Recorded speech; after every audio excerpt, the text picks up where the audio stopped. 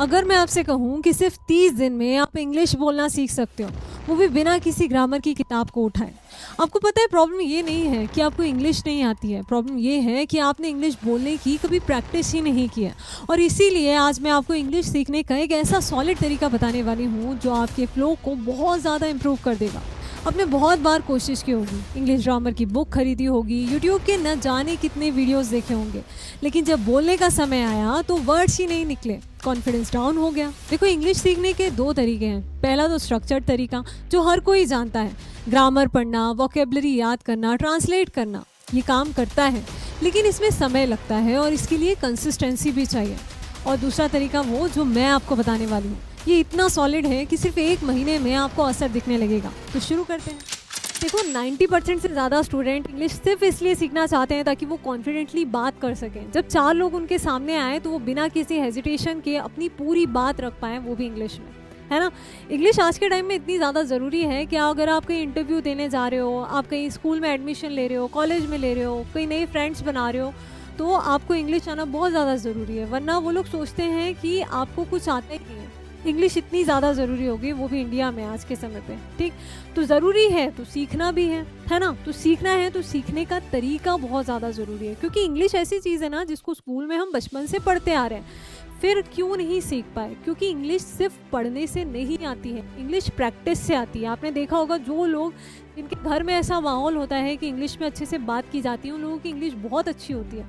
लेकिन कहीं ना कहीं ऐसा फैमिली माहौल आपको नहीं मिला जिसमें आपकी इंग्लिश बहुत अच्छी हो पाए, आपकी मदर टंग नहीं है, बहुत सारी चीज़ें होती है ना, बहुत सारी चीज़ें ऐसी होती है जिस कारण से आपकी इंग्लिश में वो कॉन्फिडेंस बिल्ड नहीं हो पाता है।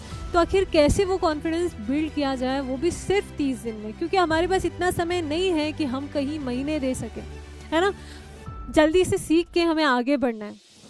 और ऐसा भी नहीं है कि बहुत ज़्यादा ग्रामर हमको सीखनी है, एक एक चीज़ बिल्कुल परफेक्ट करनी है, क्योंकि हमें कोई रिटर्न एग्जाम नहीं देना है इंग्लिश का। हमें बस वो कॉन्फिडेंस चाहिए कि हम 4 लोगों से इंग्लिश में बात कर सकें, सर्वाइव कर सकें। और वैसी इंग्लिश सीखने के लिए देखिए 2 तरीके होते हैं इंग्लिश सीखने के, जो मैंने आपको बताया है ना। क्या होता है? पहला तरीका जो सैद्धांतिक स्ट्रक्चर्ड तरीका होता है, जो बचपन से करते आए हैं, बहुत सारी बुक्स ली, वोकेबलरी कंप्लीट करी, उसके बाद ग्रामर अच्छी करी, खूब सारी प्रैक्टिस करी। लेकिन ये सब करने के बाद भी आप एक चीज़ देखोगे कि वो कॉन्फिडेंस आपके बीच में नहीं आएगा। जब आपको एकदम से खड़ा कर दिया जाए किसी से इंग्लिश में बात करने के लिए, तो आप ठीक से बात नहीं कर पाएंगे। और उसके पीछे एक प्रॉब्लम है। प्रॉब्लम क्या है? जैसे किसी ने आपसे इंग्लिश में बात की और आपको जवाब देना है, तो उसके लिए आप दिमाग में प्रोसेस करते हो और एक सेंटेंस जो है उसको स्ट्रक्चर करते हो। और वो स्ट्रक्चर जो है, वो जो प्रोसेस है, वो जितनी स्लो होगी उतना ही आपका कॉन्फिडेंस डाउन हो जाएगा। अगर वो सेंटेंस पहले से ही आपके दिमाग में तुरंत बिल्ड हो जाता है तो आप तुरंत बोल देते हो, लेकिन वही सेंटेंस बिल्ड होने में समय लगता है और कॉन्फिडेंस डाउन हो जाता है। तो क्या किया जाए कि वो जो स्ट्रक्चर है वो तुरंत हमारे दिमाग में डेवलप हो जाए। वैसे ही जैसे हम हिंदी में बात करते हो, हमारे पास जवाब तुरंत तैयार होता है, वैसे ही हमारे पास इंग्लिश में भी जवाब तैयार हो। उसके लिए ज़रूरी है प्रैक्टिस। और वो किताब पढ़कर तो नहीं आने वाली है, ना ही कोई यूट्यूब का वीडियो देखकर प्रैक्टिस करके आने वाली है ना। तो कैसे आएगी? उसके लिए एक दूसरा तरीका है, स्मार्ट तरीका।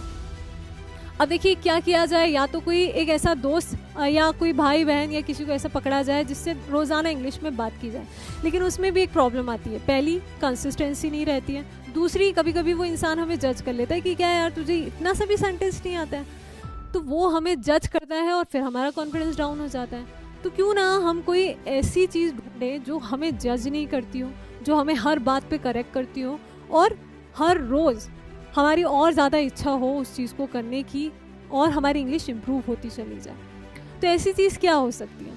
एक ऐसी चीज़ जो हम हर रोज़ यूज़ कर रहे हो, वो है चैट जीपीटी।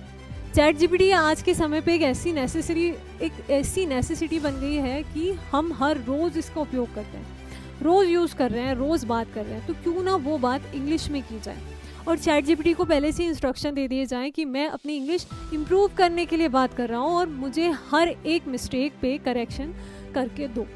जब आप ये चीज़ करेंगे तो आप देखेंगे कि आप हर एक चीज़ जो है चैट जीपीटी से इंग्लिश में बात करने लगे। हो सकता है पहले दिन आपका जो सेंटेंस है वो टूटा फूटा हो, गलत हो, लेकिन 1 दिन, 2 दिन, 3 दिन, उसके बाद आपके अंदर एक फ्लो आने लगेगा इंग्लिश में, है ना। आपने देखा होगा कि बहुत सारे जो सेलिब्रिटीज़ होते हैं उनकी इंग्लिश इतनी अच्छी नहीं होती है, क्रिकेटर्स में भी ऐसा होता है, लेकिन देखते देखते उनकी इंग्लिश बहुत अच्छी हो जाती है और जब वो मीडिया को इंटरव्यू देते हैं तो उनकी ग्रामेटिकल मिस्टेक बहुत सारी होती है, लेकिन उनका कॉन्फिडेंस इतना ज़्यादा होता है कि आप कभी वो मिस्टेक पकड़ भी नहीं पाओगे। तो इसीलिए आपको परफेक्ट ग्रामर नहीं, आपको कॉन्फिडेंस बिल्ड करना है, और वो कॉन्फिडेंस बिल्ड होगा डेली प्रैक्टिस से, बोलने से। और किससे बात करोगे आप बात करोगे चैट जीपीटी से, है ना। अपना फ़ोन लो, अगर चैट जीपीटी नहीं है तो डाउनलोड कर लो चैट जीपीटी, और इतनी सारी किताबों की जगह सिर्फ और सिर्फ चैट जीपीटी का उपयोग करो, ठीक।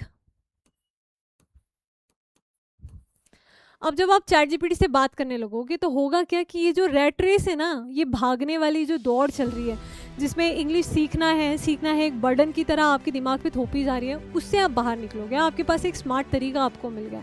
अब उस तरीके को आपको कैसे स्मार्टली यूज़ करना है, और यकीन मानो ये बहुत ज़्यादा कारगर है ये तरीका। मैं खुद इसको यूज़ करती हूँ और मुझे इतना ज़्यादा इम्प्रूवमेंट फील हुआ है इस चीज़ से। जब आप खुद करोगे 30 दिन के बाद आप खुद इम्प्रूवमेंट देखोगे, है ना। आपको सिर्फ इंग्लिश में बात करनी है चैट जीपीटी से, हिंदी में बिल्कुल भी बात नहीं करनी है ना। आप चैट जीपीटी को अपना एक फ्रेंड बना लो और हर एक सेंटेंस, जैसे कि आप उससे बोलोगे कि talk to me in English only, है ना।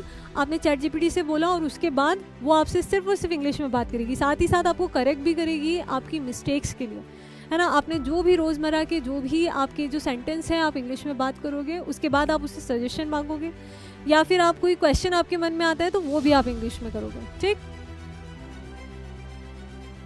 अब देखो इससे होगा क्या, क्या होगा इससे। सबसे पहले एक लूप जनरेट होगा। सबसे पहले आपने उससे एक सेंटेंस बोला, ठीक। उसके बाद उसने आपको एक बेटर सेंटेंस उसने सिखाया, और आप जो बोलते हो उसको वो करेक्ट भी करेगा। उसके बाद फिर आपने उससे दूसरा सवाल पूछा, फिर वो आपको जवाब दे रहा है, करेक्ट भी कर रहा है। तो इस तरीके से आप बार बार सुन भी रहे हो, बोल भी रहे हो और पढ़ भी रहे हो। पूरी प्रोसेस हो रही है वहाँ पे ना। आप बोल रहे हो, उसके बाद उसने आपको करेक्ट किया, आपने देखा, आपने सुना, फिर आपने बोला। तो एक कन्वर्सेशन हो रही है। यहाँ पे सिर्फ 1 to 1 कन्वर्सेशन नहीं हो रही है, आप पढ़ भी रहे हो, आप बोल भी रहे हो, है ना। तो ये सारी प्रोसेस जो है आपको धीरे धीरे इम्प्रूव करती जा रही है, और इसके लिए आपको मुश्किल से आधी 1 घंटा रोज़ाना निकालना है, ठीक। अब देखो इससे क्या होगा, एक चीज़, सबसे बड़ी चीज़ कि कोई आपको जजमेंटल नहीं हो रहा, कोई आपको जज नहीं कर रहा, है ना। क्योंकि यहाँ पे आपको एक आपका खुद की डिवाइस है जो आपके साथ है, एक दोस्त की तरह आपको गाइड कर रहा है ना। दूसरी चीज़, आपको थ्योरी के बर्डन से मुक्ति मिल जाएगी, बहुत ज़्यादा बर्डन नहीं है ना। और जब अगर आप बुक पढ़ते हो तो एक धीमी प्रोसेस होती है, लेकिन ये जो प्रोसेस होगी वो इतनी फास्ट होगी ना, 30 दिन के अंदर आपको सच में बहुत ज़्यादा खुद में कॉन्फिडेंस बिल्ड होगा और आपको लगेगा कि आप में इम्प्रूवमेंट आया, ठीक। सिर्फ आपको डेली 10-15 मिनट 2 से 3 बार समय निकालो इस चीज़ के लिए, है ना। और इससे देखो एक चीज़ क्या होगा कि आपका जो हेजिटेशन है वो डाउन होने लगेगा, और जो आपका कॉन्फिडेंस है वो बहुत तेज़ी से बढ़ने लगेगा, है ना। और हम इंग्लिश में सबसे बड़ा खेल होता है कॉन्फिडेंस का। ग्रामर थोड़ी सी डगमगा भी जाए तो चलता है, लेकिन कॉन्फिडेंस हाई होना चाहिए, है ना। तो ये जो आपके टूटे फूटे से शब्द हैं, उलझे हुए से, वो बिखर बिखर के इतने अच्छे हो जाएंगे कि एक टाइम के बाद आपको पता ही नहीं चलेगा कि आपकी इंग्लिश वीक थी, ठीक। तो उम्मीद करती हूँ आज का ये जो वीडियो है ये आपको बहुत ज़्यादा हेल्पफुल रहेगा। आप इसको अप्लाई करोगे, अगर सच में आप इसको अप्लाई कर रहे हो तो मुझे कमेंट में यस ज़रूर लिखना, है ना। और तैयार हो जाइए एक और मास्टर वीडियो के लिए। मैं एक बहुत अच्छी वीडियो पे काम कर रही हूँ, बहुत ही जल्दी लेकर आती हूँ एक और वीडियो जिसमें मैं आपको स्टडी की टॉप 3 मोस्ट पावरफुल टेक्निक बताने वाली हूँ। तो मिलते हैं एक और वीडियो में, तब तक अच्छे से पढ़ाई कीजिए और इंग्लिश की प्रैक्टिस करते रहिए। धन्यवाद।